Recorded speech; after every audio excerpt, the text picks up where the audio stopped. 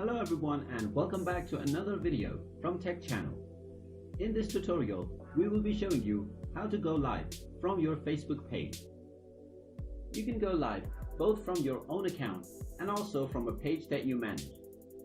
In order to do this, first of all open up your web browser and then in the address bar type in facebook.com and press enter.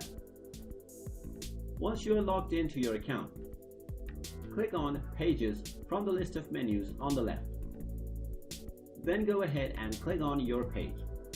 Once your page is opened up, click on the Live button within the Create menu. This will take you into the Live Stream Producer menu. You can set your live stream URL from the Live tab on Pages menu. Scroll down and choose your live stream options. You can choose latency settings and viewing settings as well. After setting up your viewing and comment preferences, go ahead and choose a title for your live stream. You can also enter a description and enter the audience settings. Once you either start to use your camera or share your screen, you will be able to click on the Go Live button, and then your live broadcast will begin.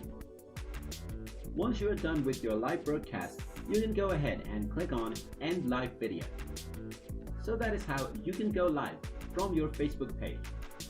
If you like this video, go ahead and give it a thumbs up.